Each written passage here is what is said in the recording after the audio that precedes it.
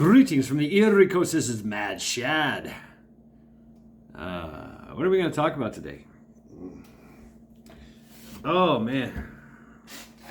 It is Friday. What do we do on Friday? What does most people do on Friday? Hey, Charity. What do most people do on Friday, especially Friday evening? They get off of work, they take a shower, eat, relax, loungicate, hang out with their family. If they got family, walk your dog. Maybe you go to the store and get some supplies, for the weekend. Like I went to the store and bought some chicken broth. Yeah, I'm gonna soak some beans in chicken broth. Hey, whatever. I'm gonna do like a ham hock bean thing. My boss did that yesterday, and I had some today. So now I'm inspired. So now I'm like, chicken broth. Okay, beans. Yeah. Make a whole bunch of it and then can it. Eat what I can. Try not to eat it all. And then that's my plan, is to try to can it. So anyway, so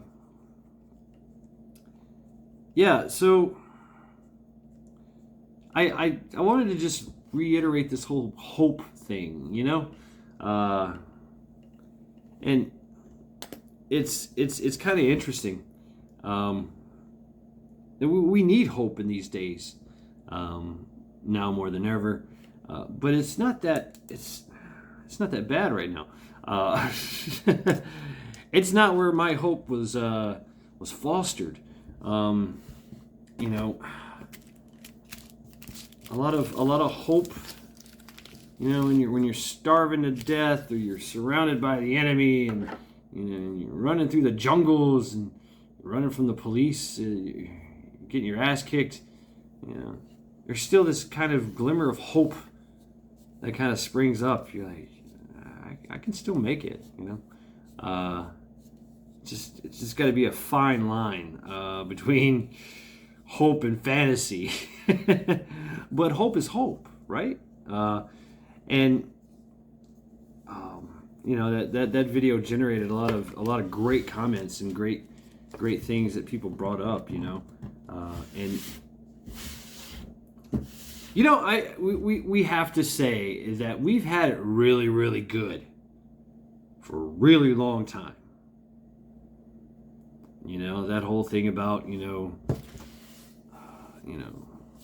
hard times make hard men make good times make soft men make hard times. Well, okay, yeah, I guess, yeah, to a certain extent. But also what we have fostered as well is this: we have evolved to a different kind of community. There's been this whole, what do you call this, wokeness? But that's a little different. That's a little different kind of thing. And all civilizations kind of go through that, where you have this time of prosperity, that peace and prosperity that last, and then something happens and it all goes to shit. But that's just the cycle. That's part of the cycle. And most countries in the world have went through this maybe several times. Look at France. Oh man, France, the Franks. Yeah. They got destroyed by the freaking by Ragnar Lothbrok himself, and then again with William the Conqueror, and then again with the whole the Russian Marie Antoinette and all that, and the Dark Ages, and they went through so much, and now they're going through this whole thing that they're going through there with the Troubles, that what they're doing, but they fight back, and they carry on with their lives. They're still eating baguettes, and those baguettes are tasty. With some butter. I used to like it with the olive oil and the spices. Oh, I mean, and you could just eat it all day. I have to say that my time in Europe, I never been to Paris though. I never went to France. I had a friend of mine that he was in another company, Bravo company. I was in Charlie company, and he went to France, and he got to see Jim Morrison's grave and get to see all that. He went to Venice. I didn't get to see Venice, but he went to Venice. I went to Rome and Naples. Went to Naples. Well, we all went to Naples. I mean, it's basically where everybody goes. Big military, big naval thing there. So yeah, all Marines go there. But you get my point. So, I mean, they've had conflict after conflict after conflict for a millennium. And a millennium is like 1,000 years, and if not more. So, it just kept going. And then, of course, there's the goddamn Mongolians keep tearing down the shitty wall. That was a real deal. The Byzantines, I mean, the Romans, the Byzantines were the Romans. Well, a different kind of Romans. Anyway, yeah, you get my point. So it's nothing new for them. It's nothing new for them. For us, we're only like, 246 years old? We're fairly young. Fairly young. But you see what we've done in 246 years. That's amazing. Absolutely amazing. Absolutely amazing, And it kind of makes the rest of the world a little jealous. But we are the world. That's the thing, is we're the melting pot. Give me your tired, your poor, your huddled masses. Let's go. Let's be Americans. Ellis Island, all that. I mean, it's a beautiful thing. It's a beautiful thing. It's a great experiment. And so now there's a new experiment, which is not going to work, by the way. We know this. Even if it is instituted. So what? Carry on. Yeah. Eat your baguettes. Let them eat cake. I will eat cake. I will have my cake and eat it too. Best believe that. So,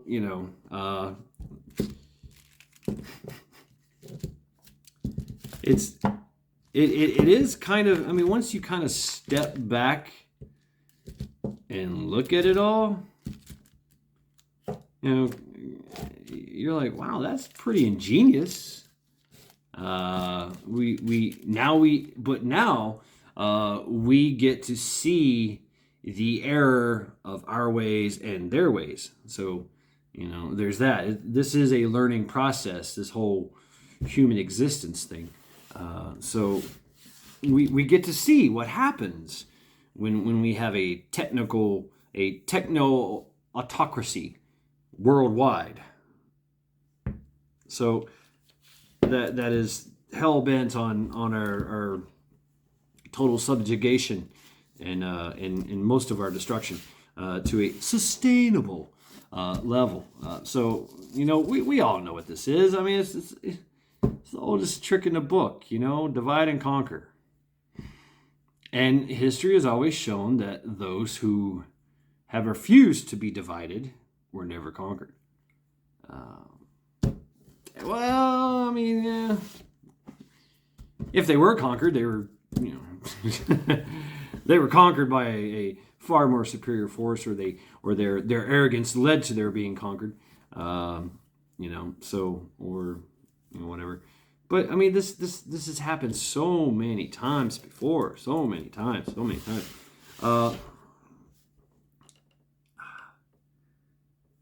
Yeah, there's going to be hard times. There definitely is. There's definitely going to be hard times. But there shouldn't be fear or animosity about it. See, that's the thing. is they want to destroy our will to fight, and it's just a big psyop. So, prepping the mind. I'm not centered, am I? No, I'm not. I'm like over here. Like, I'm still trying to decide on what kind of live I should do or whatever. I thought about going live tonight. Gotta foot. Gotta rub the charity's belly with my foot here. Hey, that's enough. No, I've given you enough treats. No treats. No, girl. Hey, say hi to everybody on YouTube. Yeah. Damn it. Girl, you get me in. Come on now, stop this. This is it. This is all you get, okay? This has gotta be like the 12th. I don't know, the 12th freaking helping that she's had. I give her like a small little handful. Amidst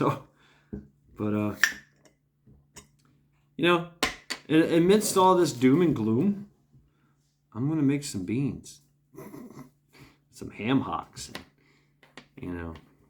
hardtack. I don't know, some bean, very minimum spices, maybe some salt. I like my pink Himalayan salt because I just like that taste.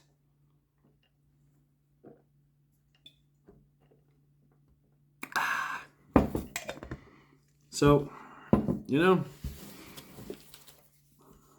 hard times are coming, but we're built for this. We're built for it. Like I said, I mean, this is nothing new. This is nothing new. And there's hope. There's always hope. Always. They could give up at any time. The aliens could land and we could, all gaze our focus upon them. So, life doesn't have to be a horror movie. It's really not a dystopian sci-fi horror movie. It's really not.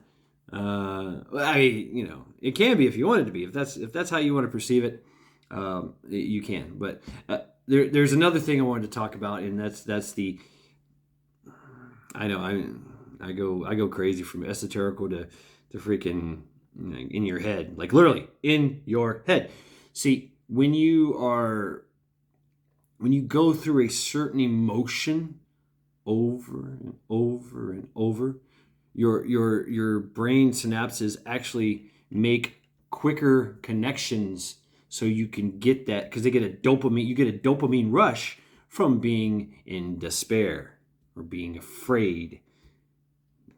You see? So you have to literally rewire your brain. And you do that by rethinking. I used to study Shaolin Kung Fu, and through that, I had off and on studied Buddhism before that, but I really, after getting into Shaolin Kung Fu, I obviously my Sifu, he was actually Buddhist himself, and he helped me along in that path, and that understanding, and of course I like to research things. And man, I mean, look up the story of the Shaolin monks. I mean, you want to talk about strife and diversity and hardships and flat out just assassination, genocide, destruction, corruption. I mean, horrors upon horrors, and they still kept their peace, their inner, and carried on. And to this day, they still carry on. It's part of that a rich history and culture that's deep rooted in overcoming a lot of things, and they didn't do it by being afraid or being in despair. They didn't. They changed their mindset. I'm not saying that we should all live like Buddhist monks. I have thought about it. I'm just too fucking nuts. I mean, I'm too mad. You know, I wouldn't be able to sit still in meditation. It's like, oh, you know, stop that.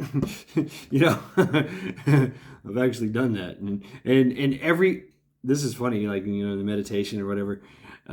Every meditation class I've ever been in, and I've been so relaxed or whatever, and I fart. You always get the same answer. When the mind is very relaxed and the body is very relaxed, this too can happen. You know, and you're like, sorry. You know, you're sitting there like, sorry. But, you know, I get it. I really do.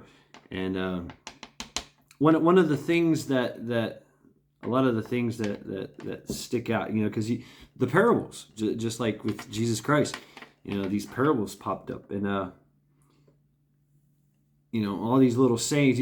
I would come to my teacher and be like, man, you know, really having this issue, and you know, I have issues anyway, and so I never forget this one saying. He said that your mind is like a garden, and you get to choose what you grow in it.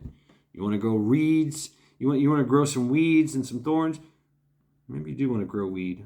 It's your mind. You get to grow what you want. Do you want to grow weeds and thorns and thickets, or do you want to plant trees that bear fruit?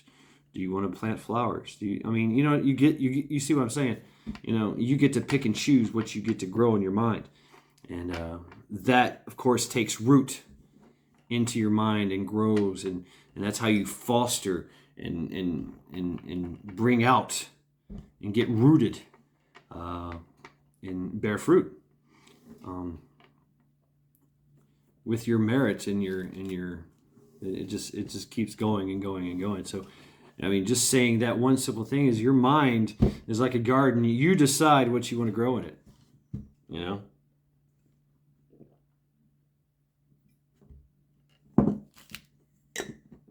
It's very, very wise, and it's very true.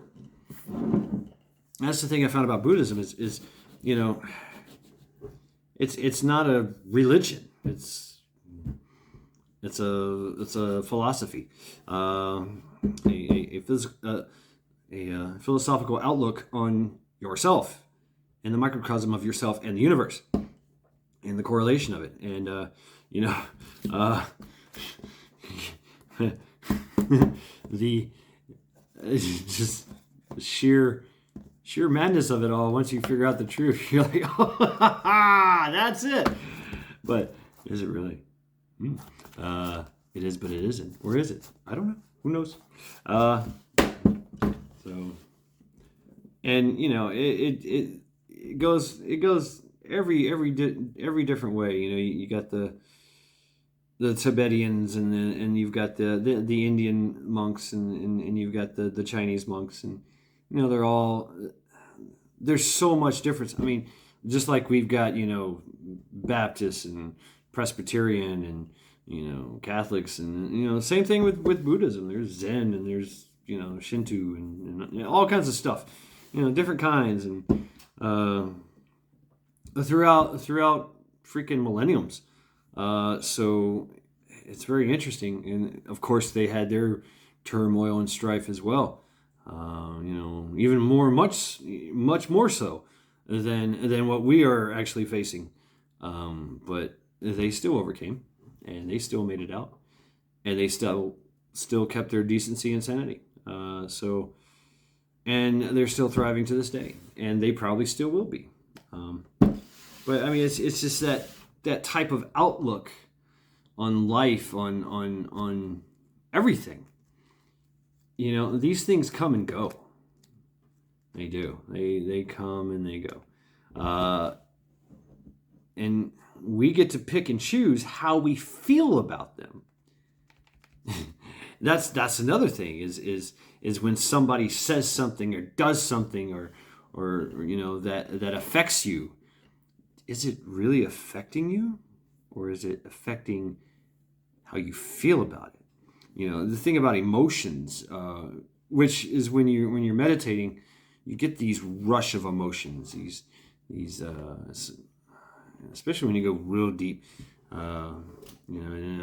astral projecting and all that craziness, which something to it. There is fear. There's deep fear, like you're dying fear, like fear, true fear. You get to see it, you get to feel it, but it will pass, and you get to move on, and you get to feel the light and the bliss, and that passes too. So everything comes and goes, and you don't have to dwell on the fear, the anger, the frustration, the jealousy, the lust, the happiness, the gleefulness, the ecstaticness, the orgasmic. There's that too. So I mean, it's all connected in everything that we feel. I mean, basically, it's a chemical reaction. And so your body goes, well, okay, you like to be depressed a lot. Okay, great. Well, here, let me make you feel good about being depressed, and anything that triggers your depression, we'll make a stronger, quicker bond for it, so that because your mind, you get to tell your mind what to do. See, that's the thing is our body, our mind, our soul is not ours, but it is. We get to command it. It has its automated systems, and it kind of goes on its own little thing. But sometimes, actually all times, we can take control and take charge. Just like a bodybuilder goes to the gym every day and boom, boom, and becomes strong. And just like in Shaolin, I mean, they do the exact same movement over and over and over again until it's just ingrained in you, and you can just boom, you do it, and it happens. You hit the wall 1,000 times a day. You stomp. You take your 2 fingers and you over and over and over. You make your body something else. You make this squishy bag of liquid into something that you want it to do. So it's quite the thing, and that's you can look at it as these troubles as like a training day.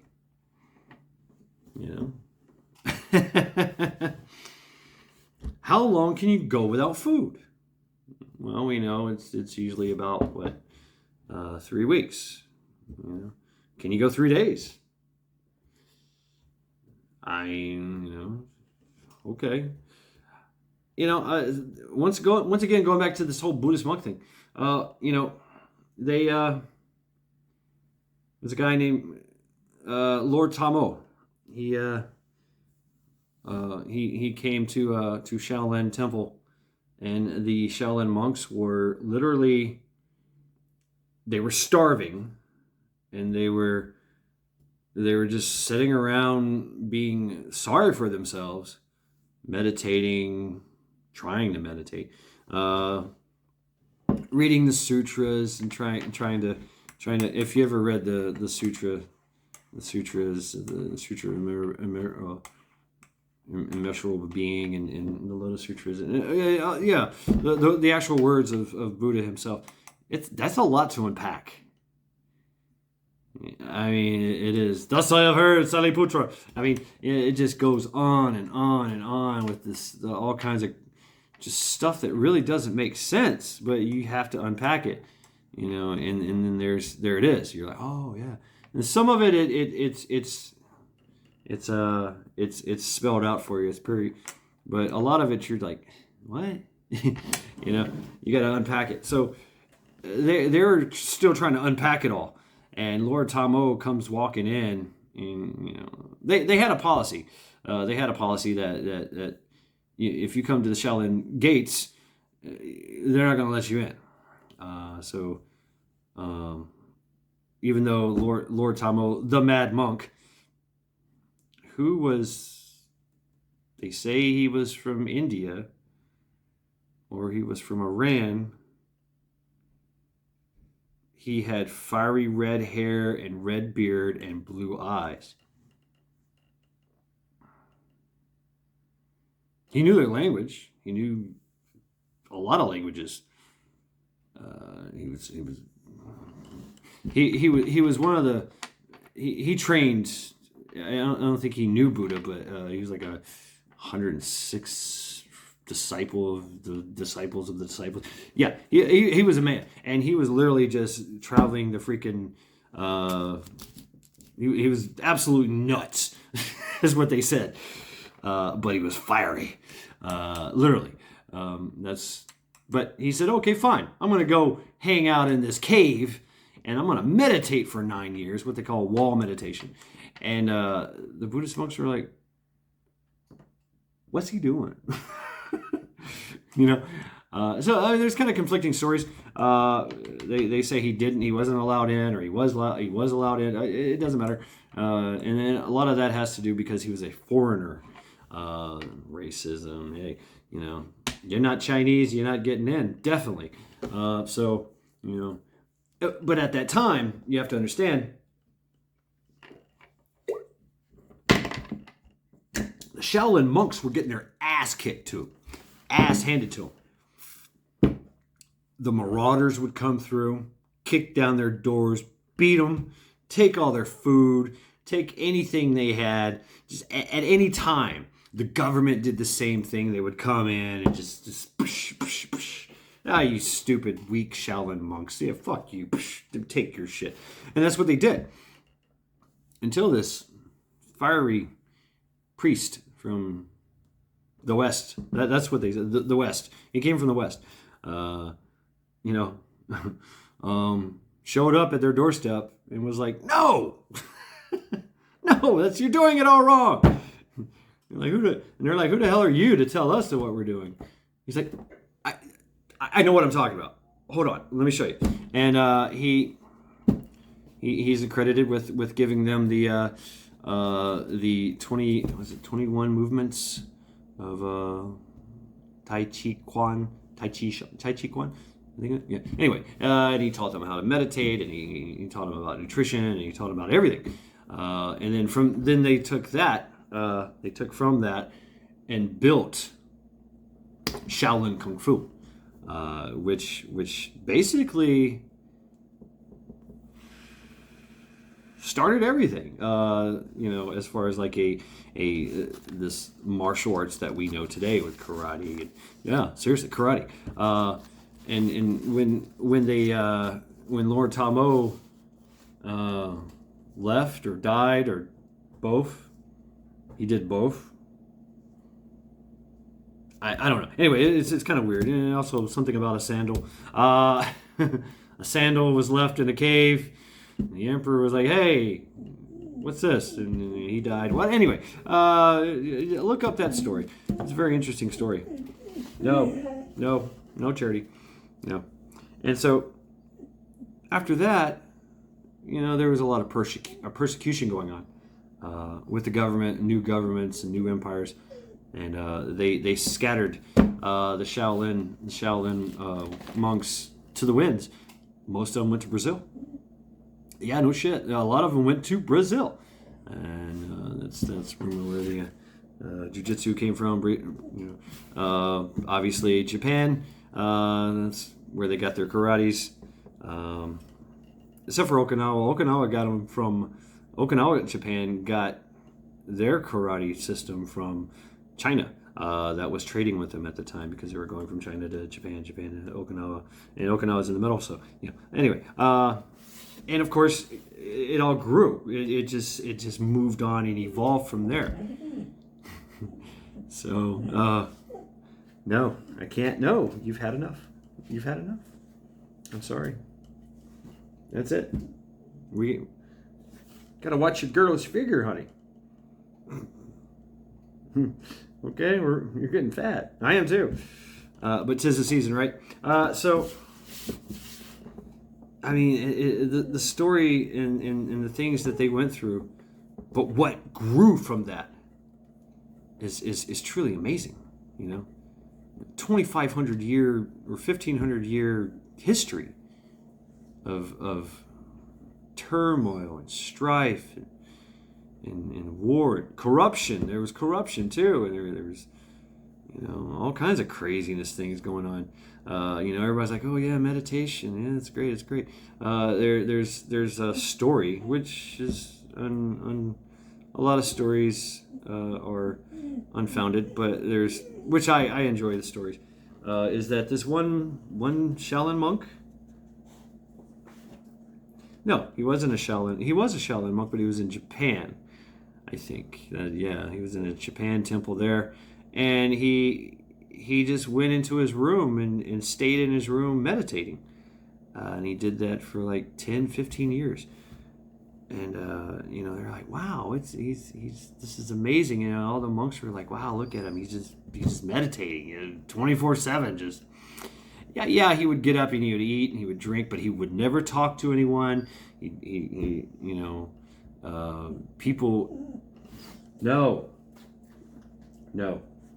I'm sorry. No. No.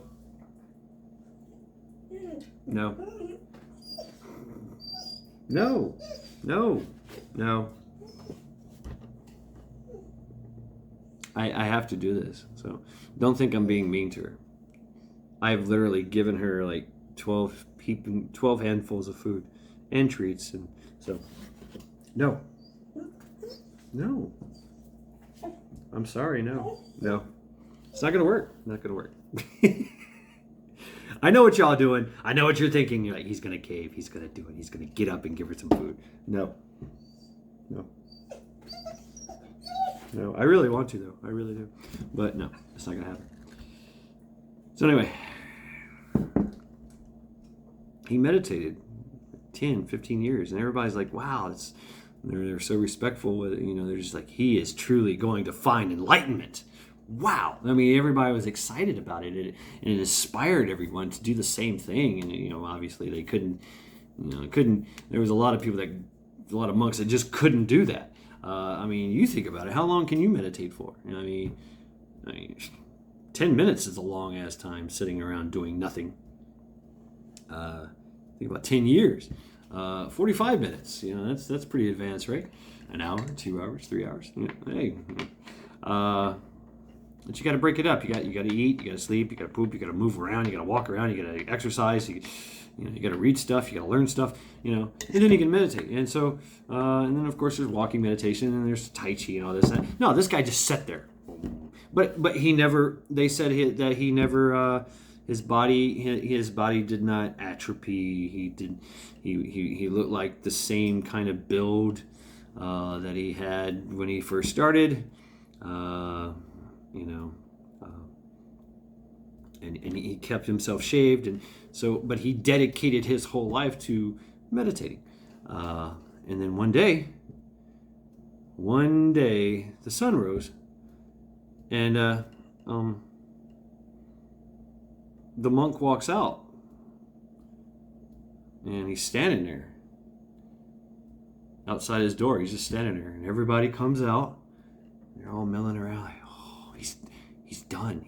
Oh wow, he's got some very, very enlightened things to say. Oh wow, Abbott, come. Abbott's like, come on, everybody, Buddha bless you, Buddha bless you. Buddha bless you, and he's standing there outside his door, and you're like, what have you learned in the 10 years, 15 years that you've been meditating? You must have seen Buddha. You must know the secrets of the universe. And out from behind his back,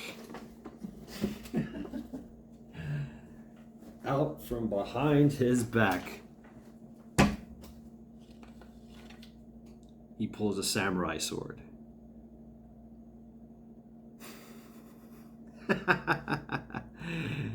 And proceeds to kill everyone with one stroke.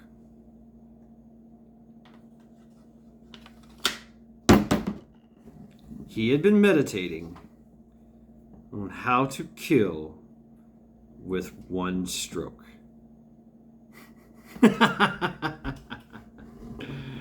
No, this is unconfirmed. This is an unconfirmed story, but it's pretty interesting. Pretty interesting story, to say the least. There's so many stories like that. So many stories like that.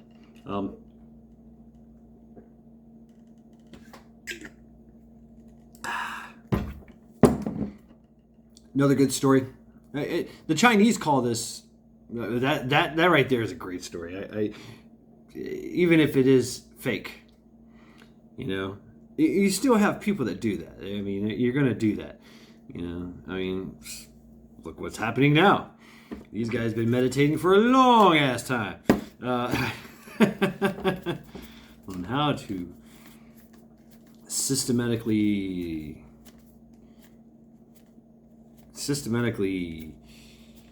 enslave the human race, take over everything.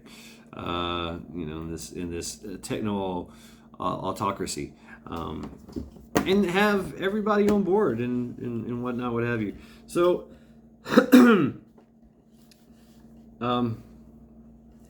that in itself is going to create a lot of different things. Obviously there is going to be a pushback, and people are going to go places where they're not, where their influence is not as good, as strong. It's going to be different, to say the least. But it's going to allow us to be hard again, be strong. But we know now, we know we've been here many times before, and maybe we'll just get it right this time and figure this shit out, right? That's my hope, is that we will move on to a world, a universe, a world without suffering of this type, and definitely won't have to suffer the wrath of predatorial fools hell bent on our destruction, and force us to pull the sword, or or the axe. I don't know which one you want to use. I got a spear over there too. I got a bow and arrow. I mean, get medieval. But hey, my hope is something greater.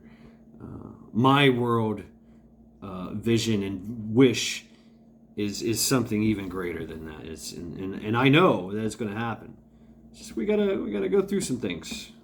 Isn't that how it is? Just like Shaolin. And anything worth learning is going to be hard. It's going to be very, very hard, and it's got to be something that you're willing to endure, to learn and to become bigger, better, stronger, faster, smarter from it. Obviously, you guys know I was a Marine, so Marine Corps boot camp, and then of course all the other things that go from that.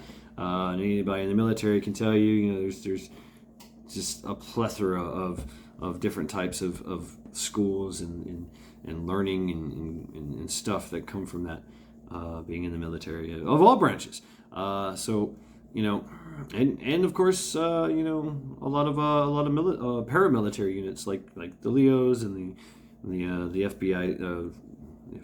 The alphabet soups and there's so many things that you can go through. I mean, I went through all kinds of training and courses when I was in the corrections.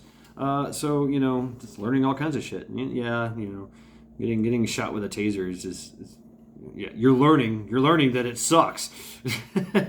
But you get the point.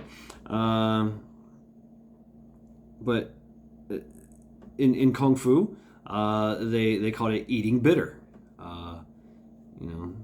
You're going to sit in horse stance for 4 hours. 8 hours. Okay. Perfect horse stance. Fuck. I mean, why would you do that? I mean, this sucks. This is stupid. Here, hold this bucket too. Oh.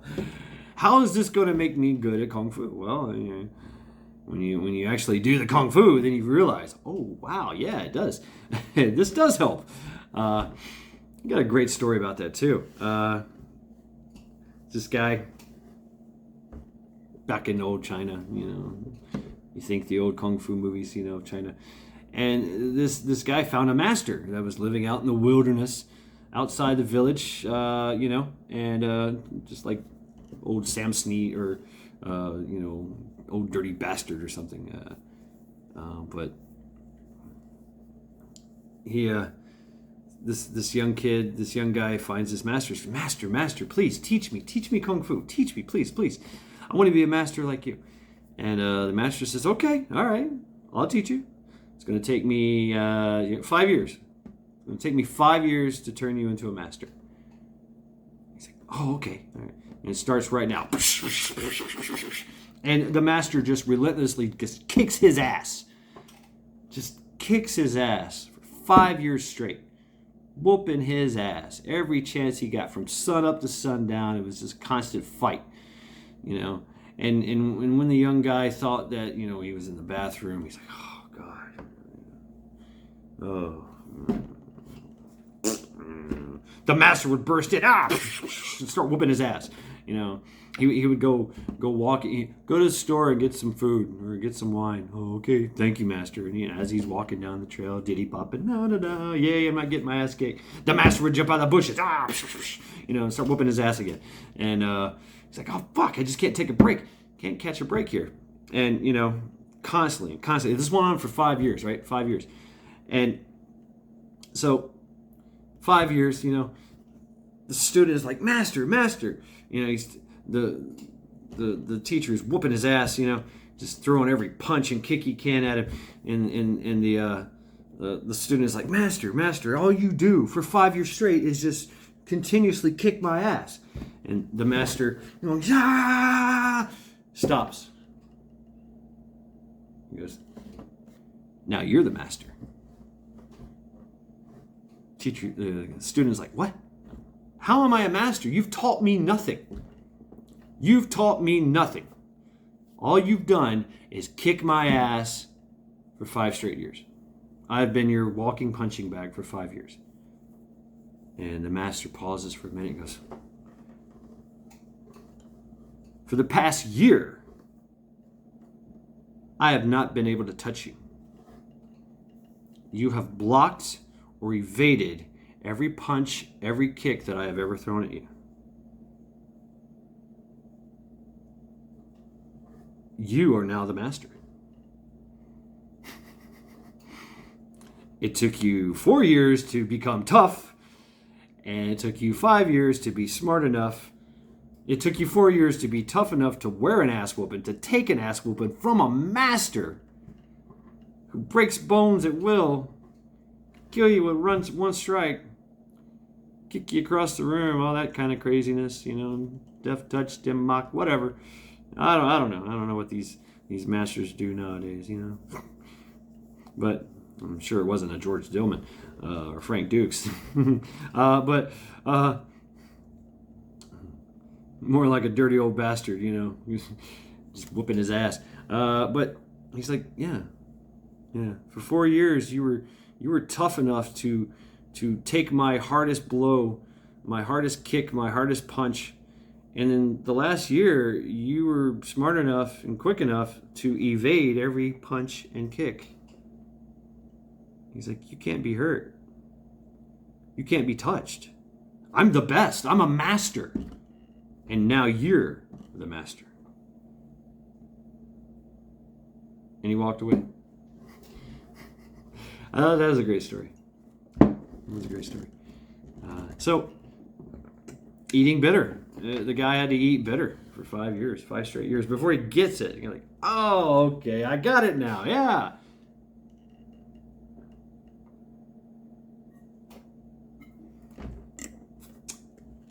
And yeah, that's pretty harsh, right? That's how you learn. We learned this as kids, right?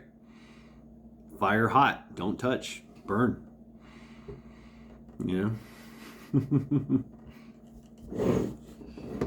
That's how it works. So, we're still growing. As a country, we're still growing. And they might have just picked the wrong fight. Just saying. Just saying there. You know, in comparison, the rest of the world is neutered. Really are. We're fucking neutered. You know.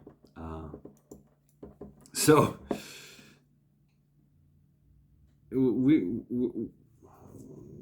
the red-blooded Americans, and we've been that way for 246 years. And we went through some shit too. We've had civil wars. We've had the Great Depressions, Wild Wild West. We've had slavery. We've had social turmoil and strife, civil rights riots. We've had our own renaissances too. You know. We actually made the world better. Think about that. Think about a world without America. Like, just take it off the map.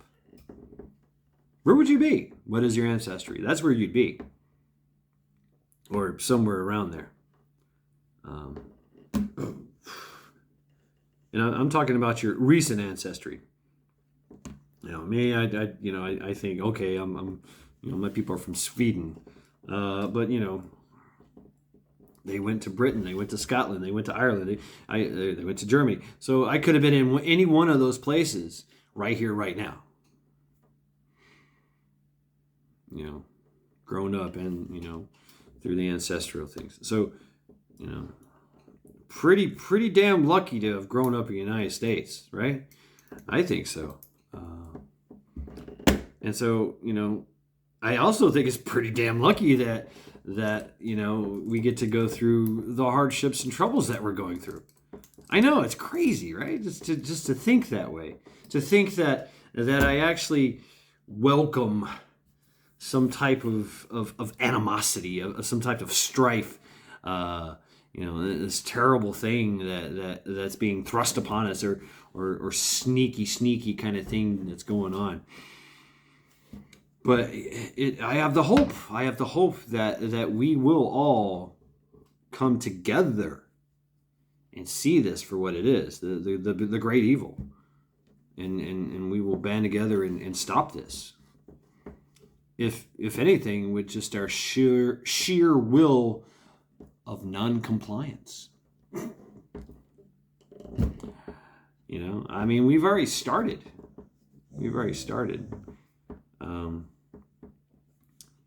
And the whole world is watching us as we sit upon on our island doing our thing, and they're sucking it. I mean, look at Australia. I mean, it's terrible, man. It's terrible. I mean, our police don't act like that here. I'm just saying. I love law enforcement. We got a great system going here. Great setup. But they know fucking better not to do that shit here. And they also know, and we also know that, yeah, they're trying to make this whole police state. We know what they're trying to do. We know this. Yet we're still like, whatever. I don't give a shit. The fuck? Who cares? Right? Well, I mean, we do care. It's just, you know, our priorities are a little different. I kind of think that America is kind of where all the warriors came. I mean, you think about it. To come here, first off, you had to. Where are we at here? You had to cross the Atlantic or the Pacific. Pacific would be even worse. Damn. Or you have to come up through South America, or you had to come down. Well, you still had to cross the Atlantic or the Pacific to get to the northern area of North America. That was a journey in itself. That a lot of people have died along the way, and countless number of ships have sunk in those waters, and or been destroyed along the way by a lot of things. But just to make it here and then to find out that, oh, there's already people here.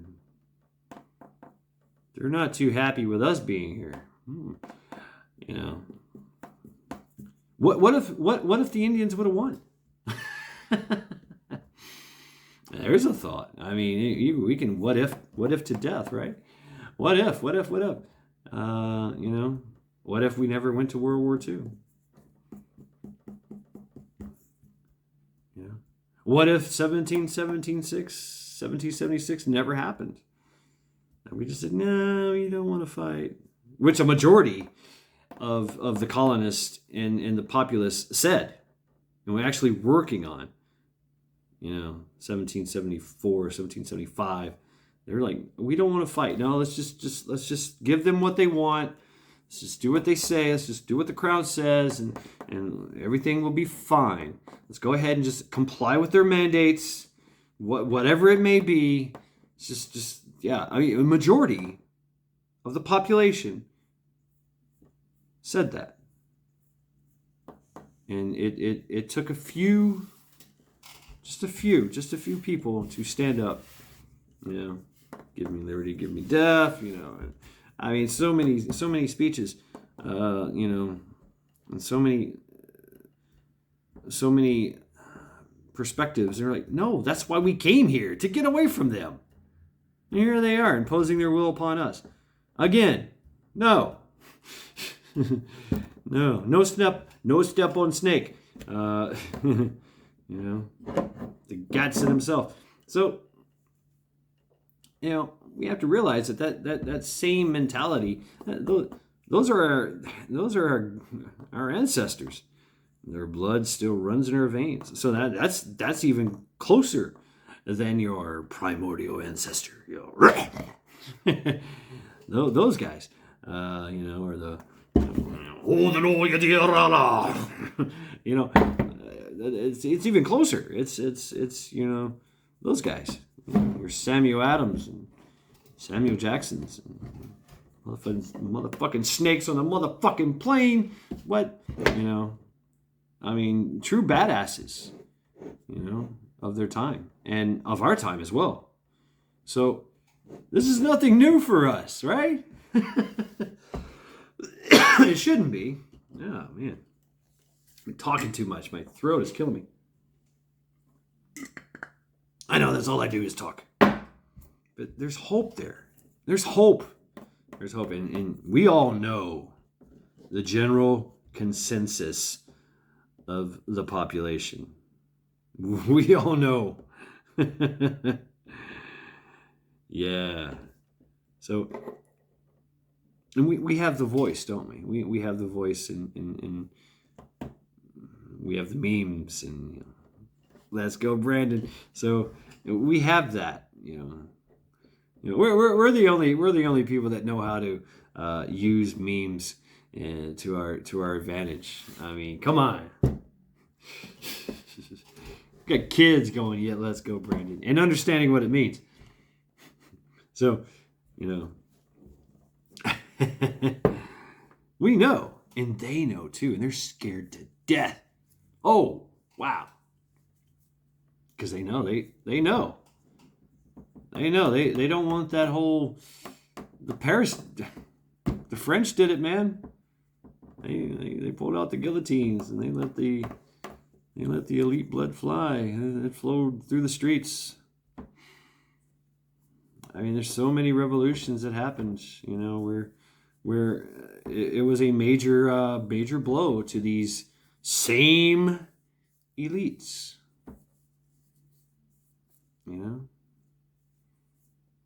I mean, launching them into trebuchets, throwing them into holes, putting them up in a tower, drawing and quartering. I mean, the atrocities actually that the people of the world in their rebellious nature wrought upon their overseers, their oppressors, is wow. I mean,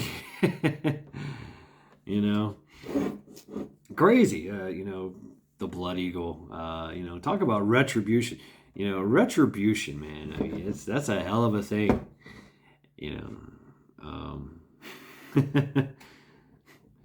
you see what happened to Nazi Germany. It just got freaking destroyed. Oh God, that place. I mean, it took a long time to rebuild that place. The Russians were not happy, and of course they got bombarded with the Americans and French, and everybody closed in on them. Everybody. And yeah, maybe they got out. Maybe they went to South America, but maybe that's who this is. Maybe this is their retribution. See how it's like a vicious cycle, uh,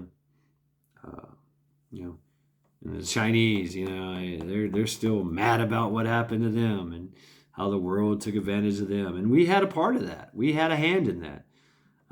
So did UK. So did Australia. But I mean,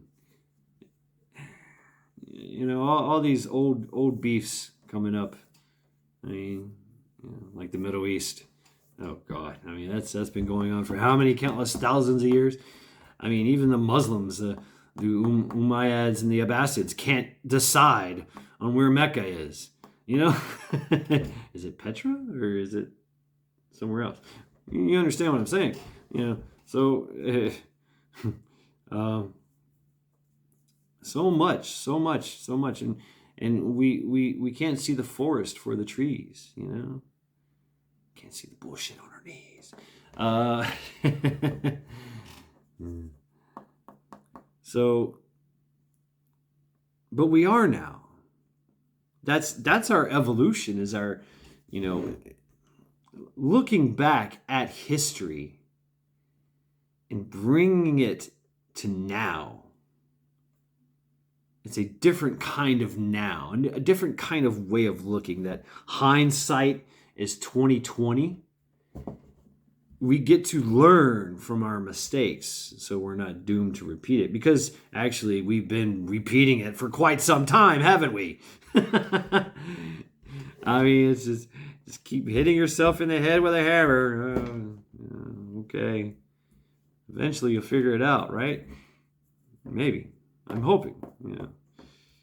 Somebody takes the hammer and gives you a pillow. You do it with a pillow. Okay, all right, you got it. Yeah. So that's the definition of insanity.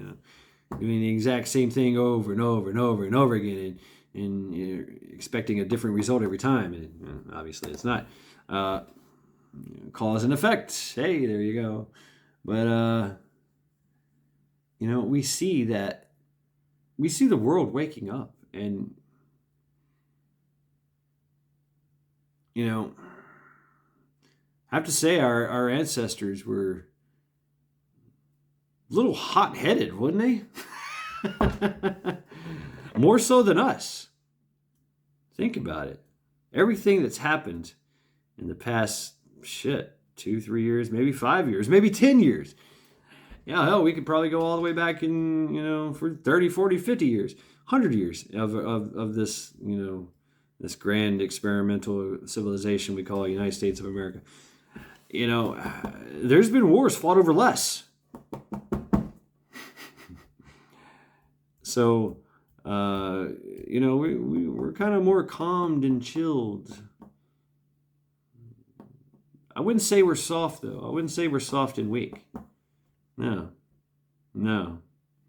No. Hell no. I mean, there's not too many people I fear in this world, except for like maybe a soccer mom. You don't get in between her and her kids, man. And don't get in her fucking way. That minivan will run you right the fuck over. Okay? So, you don't want to piss those people off. And they're pissed off. But we know what the plan is. We know what the plan is. We've read the book. That's the thing. They gave us the script. You guys talk about the movie. I like that concept. I like that concept. Okay, all right.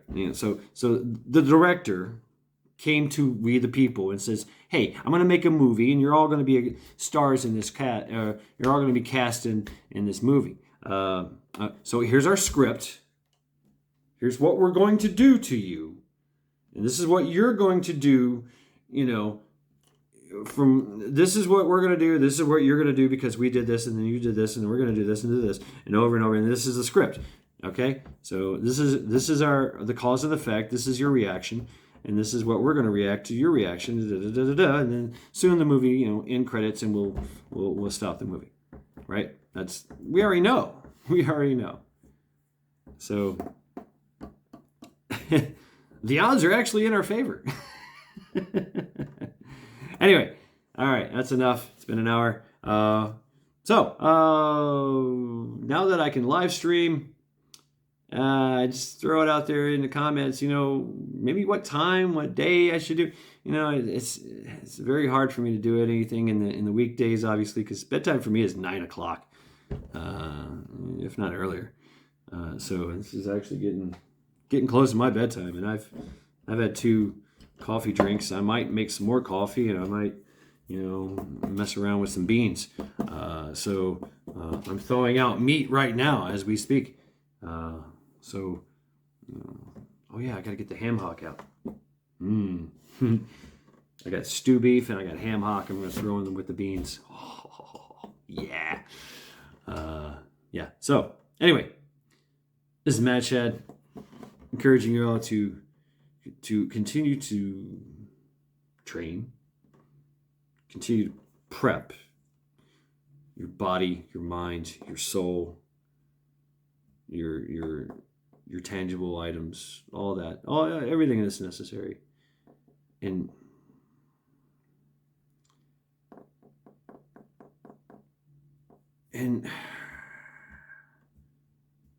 there's a good saying that I remember. I think it's the Army. I think the Army says this, or it came from the Army. It's, "Yea, though I walk through the valley of the shadow of death, I will fear no evil. For I know I'm the meanest motherfucker in the valley." I love that. I love that. I love that. And it's so true. You are the meanest motherfucker in the valley. Anyway, thank you all, and good night.